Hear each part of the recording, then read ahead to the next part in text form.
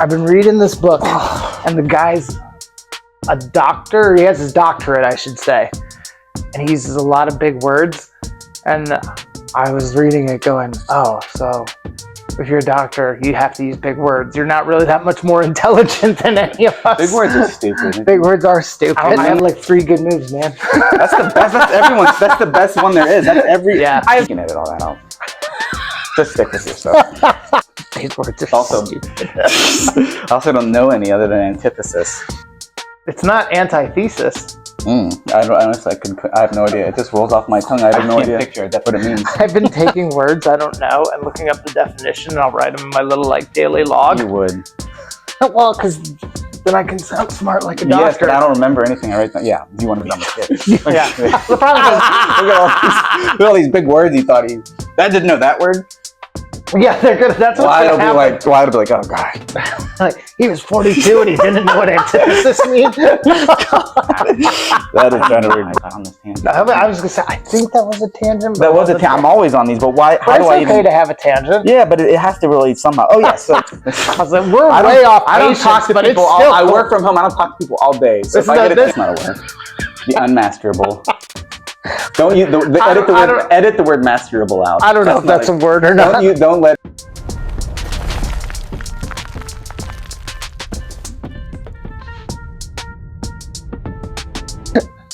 Welcome to Dungeons Deep Jiu-Jitsu Club. Bean, can you read Colossians 3:12, please? Therefore, as God's chosen people, holy and dearly loved, clothe yourself with compassion, kindness, humility, gentleness, and patience. I love this one because, like, basically in a nutshell, to me, it meant if you are going to be a follower of God, here are the things that you are going to emulate. You know, compassion, kindness, humility, gentleness, patience.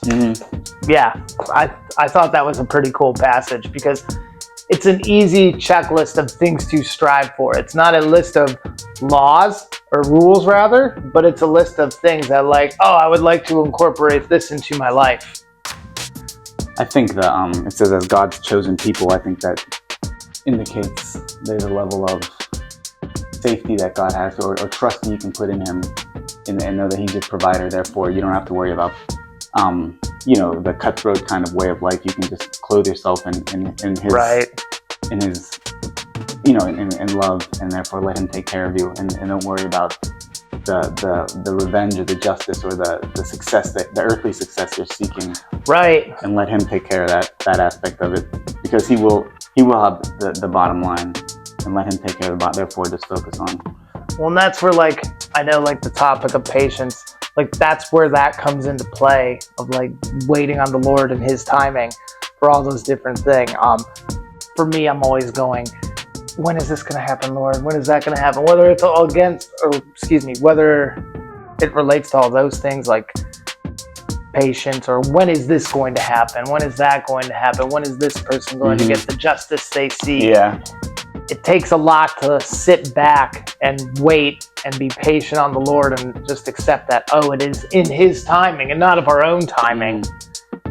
That patience is just my struggle in general, man. I hate being patient for things because I'm just impulsive a lot of the time. Yeah. Which is, I mean, exactly why I need to work on it, rather than being impulsive and thinking I have it, like sitting back and waiting on the Lord. The one problem is there's always that balance, though. So you can't just sit back and be completely patient. You have to. There's a time to act. You know what I mean? And you can't just put all your eggs in, like, always be patient, always wait. There is a time to act, and you can't just always act like off your own instinct. There's a combination of both. Just like you can say there's no earthly, treasure, or there's nothing on earth that'll truly like make you happy or satisfied. Like I believe that. But it's God will give you these wonderful experiences, but at the same time, you're not. It's gonna be from God. It's never gonna be. You know what I mean? You're never gonna make it based on your own. Right. And if you do, you're going to think that it's you and not God doing it for you. You're going to think, well, it's because I bust my butt and I made all that money, that's why I could go see the ocean. You know what I'm trying to say? Yeah, absolutely. Rather than just God providing. Well, and even like, I know, like, as fathers, like, there's the safety aspect. If you see your child about to do something dangerous, like stick a screwdriver in a socket, you're not going to wait and pray. You're going to act, Good point. Yeah, good point. You shouldn't. I think in those instances, it's not a patience thing. It's God has given me the wisdom. I know how to act. But then lovingly, it's like lovingly protecting them with action. Yeah. Yeah. larger scenarios, family conflict, things of that nature, where you need to act and on like God's timing, not our own. That's timing. A great way to put it. I think the simple viewpoint of these, or the way that we can view these simple verses that say, just clothe yourself in kindness, Christ. You'd be like, well, therefore, there's the outline. That's the trick to life. Just always be kind, patient, and everything. But the trick is not that. The trick is depending on God to help you with all these balances. It's also balanced. There's no just outline like there. We can wrap it up. That's all you have to do. There's no hack for anything. No, there's no hack. It's all trusting God. Well, maybe it's trusting God and it's striving. There you go. It's striving for those things. We aren't going to master those things. We should be striving to be those things. I remember back when I had to commute to work for like 13 years, had to commute to work over an hour each way. There were many seasons where I would pray to God and ask him, how long do I have to keep doing this? And when can I get a new job? And it took years and years and years, and a lot of failures in patience to get the point of being where God actually transitioned me out of that job and into something closer to home. And honestly, honestly, it was worth the wait. I look at some of the things that I applied for in that time period, and I look at them now, and I go, oh man, thank you, God, Lord. I didn't get that one. Thank the Lord that didn't work out. I mean, I even had a job closer to home at one point, and it was so awful that I went back to my job for another 7 years. Like I had a small gap where I wasn't there, and then went back for another 7 years. So the grass wasn't always greener. And I think a lot of that was because I was trying to do things in my own time and not God's time. And he still taught me a lot through that terrible experience. You mean but I should have experience of having a job you didn't like.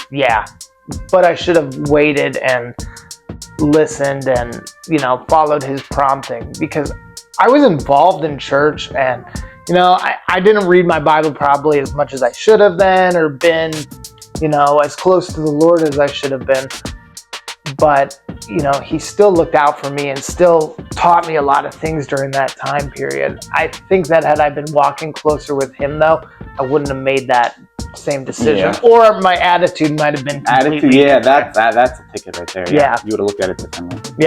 Absolutely. Patience is not the easiest thing to master. I don't think you can master. Well, dear Lord, thank you for today. Thank you for allowing us to train Jiu-Jitsu, study your Bible, help us to grow closer to you every day. And Lord, just please allow us to keep doing the things that you want us to do in our lives. Amen. This is the arm bar. We've been I was working. So I'm making all the kids learn arm bars because their last name's Armbrecht. That's it. Armbrecht awesome. arm bar. That's hilarious. So if you go to turn away from me. So what am I, half side control? Well, so I want to either bring you to your side, or if you try to turn away from me, I want to get this foot up here to block you right here. So, and then from here, secure that seatbelt. So from here, you don't have a lot of options. My knee is behind your back. So I said to Wyatt, I'm like, okay, this is what you want to do. You want to just get this arm and secure it to your chest. With him, I was having him grab his lapel. In no-gi, you can't do that, obviously. But if you grab the shoulder like that and just lean here, if you try to get out of that right there, there's not a lot you can do. And I just slowly replace my foot. I've got this. I know you and I both like Kimura grips. Boom, fall back. Oh man, I'm so screwed. Pinch knees.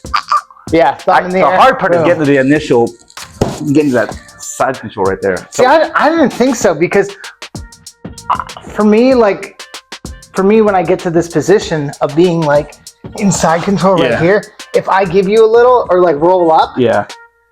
I don't want to be here when you're on top of me, that's for sure. Roll them on the other direction. Don't let them shrimp out this way. Keep them, give them a little bit here. Boom. I'm in technical mount now. From technical mount. What's it called? Technical mount? Technical mount. I don't know technical mount. It feels like it's combat soldier, man. It feels it feels like my older brother is about to beat me up and I'm in third grade. I'm here. Boom. Knees together. Yeah, I mean, already right there. Yeah, that stinks. You feel the pinch. Yeah. You want to try it, or is your baby thumb too Let's fat? do it. So I'm in technical mount. So from here, yeah. From up here. Get the seatbelt. Yeah, so come. So right here, you got to get the technical mount though. Yeah. So put that by my hip more, because here I can rock you. Right here? Yeah, exactly. Yeah, so then take this. You want to secure this hand up to your chest. Oh, yeah, that's right. Grab here. And then put your other hand right here on the mat. Yeah. Okay, to keep my weight going. Yeah, you can't move. I don't have a lot of options. Then replace this hand with this foot. Oh, you're good. Yeah.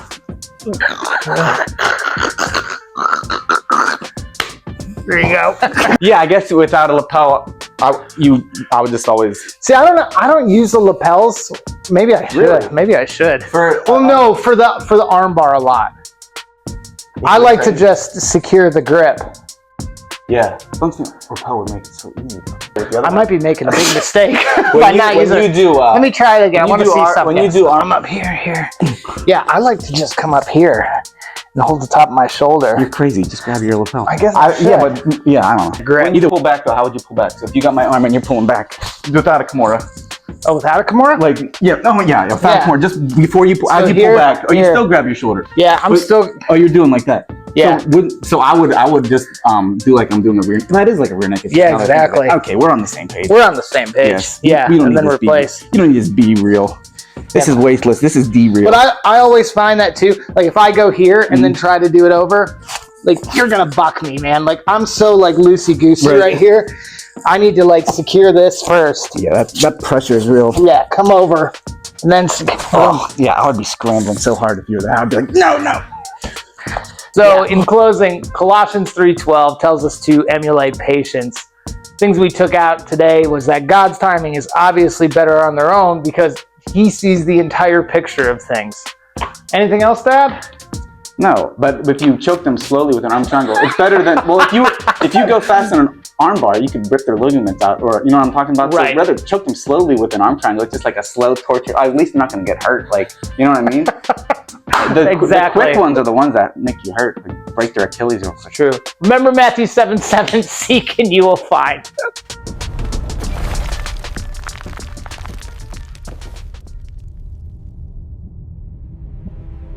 I have to edit you saying that out. Yeah, to take that out. That might be mean. Let's see your little thumb. Oh, my baby. What's wrong with it?